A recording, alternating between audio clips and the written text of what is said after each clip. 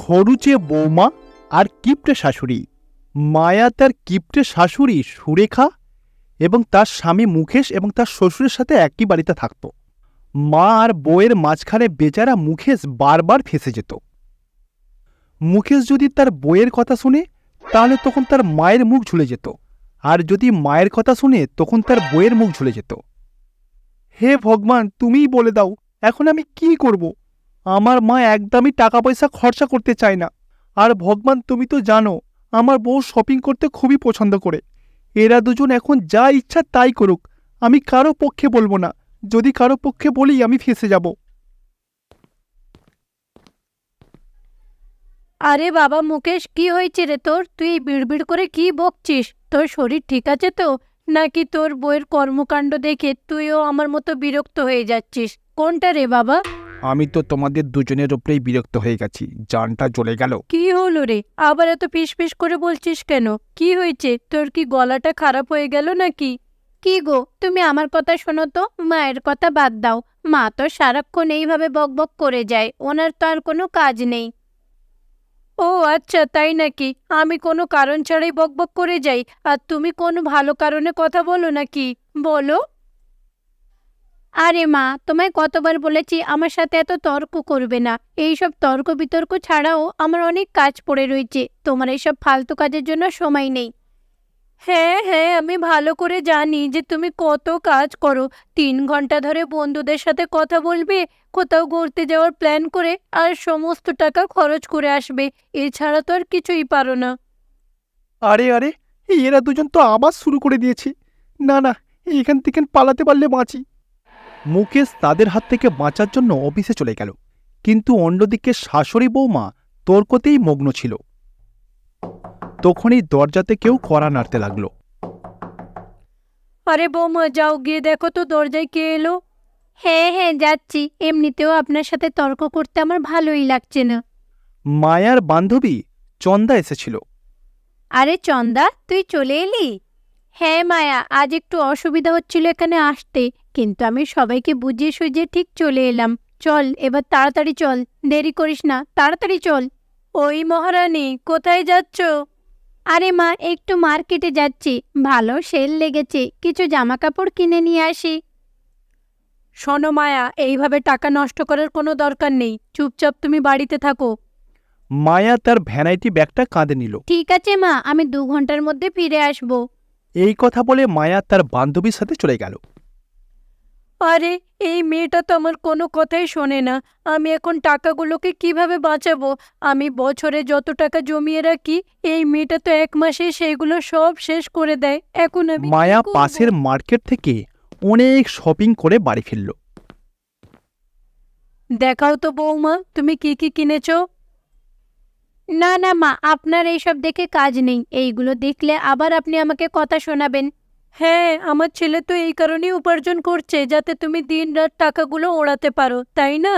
বাবা, এখনো কিছু দেখালাম না, এত কথা শোনাচ্ছেন। আর যদি দেখাবো তখন কি বলবেন কে জানে।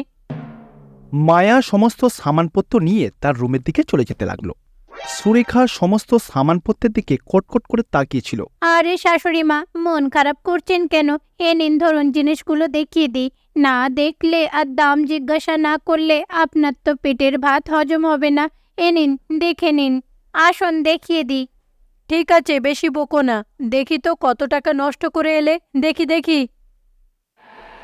সন্ধ্যার সময় মুকেশ অফিস থেকে বাড়ি ফিরল। মা, তাহলে বলো, আজকে আমার জন্য কি রান্না করেছো? তোমার ওই মহারানী বউয়ের তো রান্নার দিকে কোনো খেয়ালই থাকে না। সারাদিন শুধু শপিং বাজার এই নিয়েই ব্যস্ত থাকে, আর তো কিছুই জানে না। তার মানে আজকেও আমাকে আবার না খেয়ে থাকতে হবে? তুই কেন না খেয়ে থাকবি? আমি রান্না করেছি বাবা। আরে মা, এই কথাটা তো তোমার আগে বলা উচিত ছিল। আমি তো ভয় পেয়ে গেছিলাম। আমি তো মনে মনে ভাবছিলাম তোমাদের চক্করে হয়তো আজকেও আমাকে না খেয়ে ঘুমোতে হবে। আরে বাবা, আমার আবার কি চক্কর? তুই তোর বউটাকে বোঝা না। আজও দেখ না রে বাবা, কত কেনাকাটা করে এনেছে। আরে বাবা, দেখে তো মনে হচ্ছে পুরো শহরের লোকের শপিং এর দায়িত্ব ওকেই দেওয়া হয়েছে। সারা দিন রাত খালি শপিংই করে চলেছে, প্রত্যেক দিন শপিং এ যায়। আরে শাশুড়ি মা, আপনার এই কৃপণতার কোনো দিন যাবে না। কিভাবে কি বাঁচানো যায় এই সব নিয়ে শুধু ভাবেন। একটু খরচ করেছি, তাতে এমন কি হয়েছে? কি বললে বৌমা? তুমি অল্প টাকা খরচ করে এসেছো, প্রত্যেক দিন শপিং করছো। একটু মিথ্যে কম বলো, ভগবানকে ভয় করো। হ্যাঁ ঠিক আছে না, একটু বেশির থেকে আর একটু বেশি করেছি। মা, তাহলে আমি একটা কাজ করি, সারা রাত বসে বসে না খেয়ে দে তোমাদের এরকম তামাশা দেখি, আমার খিদে মিটে যাবে। না না বাবা, তোকে সারাটা রাত বসতে হবে না, শুধু আধ ঘন্টায় বস না, তোর বইয়ের কর্মকাণ্ডগুলো আমি তোকে জানাবো, তুই বস। হে ভগবান! আরে মা, তুমি এখনো এইসব নিয়ে পড়ে আছো? আরে আমার খিদে পেয়েছে, তোমরা কেন বুঝতে পারছো না? কেউ অন্তত আমাকে খাবার তো দাও। আরে বৌমা, তুমি এতক্ষণ বসে কি শুনছো? যাও না, ওর জন্য খাবারগুলো নিয়ে এসো। আরে বাবা, তুই আমার কথা শোন। না গো না, তুমি মায়ের কথা একদমই শুনবে না, শুধু শুধু মিথ্যে কথা বলে। আমি খাবারগুলো নিয়ে আসি, তারপরে তুমি আমার কথা শুনবে। আরে বাপ রে বাপ, এদের দুজনকে নিয়ে আমি কি করব? আরে বাবা কিছু না, তুই আমার কথা শোন। আরে হ্যাঁ হ্যাঁ মা, তুমি বলো বলো, আমি শুনছি। আরে মায়া, তুমি আজকে এমন কি কিনেছো বলো তো যে মা এত রেগে রয়েছে? তুমি কি কোনো নতুন বাড়ি টাড়ি কিনেছো নাকি? না না রে বাবা, ওর ওপরে আমার একটুও বিশ্বাস নেই। ওর যদি সেই সামর্থ্য থাকে তাহলে নতুন স্বামী আর নতুন শাশুড়িও কিনে নেবে কোনোদিন, দেখবি। আরে মা থামুন তো, সব সময় আপনি আমাকেই কথা শোনান। আমি এখন যাচ্ছি বাবা ঘুমোতে, কালকে আবার সেল লাগবে, আবার কেনাকাটা করতে যেতে হবে। শোনো কথা। পরের দিন সকালে ঘুম থেকে উঠে মায়া মার্কেট যাবার জন্য রেডি হয়ে গেল। মায়া, আজ আমি তোমার সাথে বাজারে যাব, চলো। কি? না না মা, আপনি গেলে তো আমায় কিছু কিনতেই দেবেন না। আমি কিন্তু তোমার কোনো কথাই শুনবো না, আমি আজকে যাব, দেখব তুমি কি কি কেনো, আমি যাবই। আচ্ছা ঠিক আছে, এত যখন জেদ করছেন তাহলে চলুন। শাশুড়ি বৌমা মার্কেটে চলে গেল শপিং করতে, আর মায়া এক এক করে তার পছন্দ মতো সামানপত্র কিনতে লাগলো। মা, এই শাড়িটা ভালো লাগছে না, আমি এটা নিয়ে নিই, কি বলুন? ঠিক আছে, আমি পাশের দোকানে দেখি কিছু সস্তায় পেলে কিনে নেব। তোমার মতো এত টাকা খরচ করতে আমি পারবো না বাবা। সুরেখার একটা শাড়ি খুবই পছন্দ হলো, কিন্তু ওই শাড়িটার দাম অত্যাধিক ছিল, যার কারণে সে কিনতে রাজি হচ্ছিল না। কি হলো মা, আপনার কি ওই দোকানে কিছু পছন্দ হয়নি? না না, চলো এখন বাড়ি যাই। তারপর দুজনে বাড়ি চলে এলো। মা, আমি আধ ঘন্টা পরে আসছি। এখন আবার কোথায় যাবে? আসছি মা। মায়া আধ ঘন্টা বাদে আবার কোথা থেকে যেন বাড়ি ফিরে এলো, আর সে তার শাশুড়িমা সুরেখার কাছে এলো। এই নিন মা, এই শাড়িটা আপনার পছন্দ হয়েছিল না? তুমি কি করে এটা জানতে পারলে? আর এটা কেন কিনলে? কারণ এটার দাম তো অনেক বেশি ছিল। কোনো ব্যাপার না মা, আপনি এটা রাখুন। আমি না, যখন আপনি পছন্দ করেছেন এটা, আমি দূর থেকে দেখতে পেয়েছিলাম, তারপরে দোকানদারকে গিয়ে জিজ্ঞাসা করাতে সব কিছু জানতে পারলাম। এই নিন মা, আপনি এটা রেখে দিন। আর হ্যাঁ, আপনি চিন্তা করবেন না, আমি কিন্তু একদমই ফালতু টাকা নষ্ট করি না। বাবা, তোমার আবার কি হলো? মা, আমি না আজকে দেখেছিলাম একটা মহিলার জামা কাপড় একেবারে ছেঁড়া ছিল। উনি চাইছিলেন একটা কাপড় কিনতে, কিন্তু দোকানদার ওনাকে কাপড় দিল না, কারণ ওনার কাছে টাকা খুবই কম ছিল।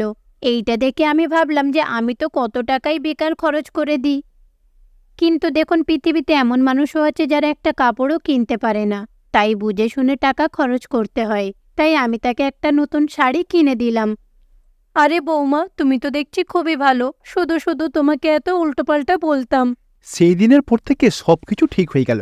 দুজন শাশুড়ি বৌমা একসাথে মিলেমিশে থাকতে লাগলো। তার সাথে সাথে মুকেশেরও চিন্তা সম্পূর্ণ দূর হয়ে গেল।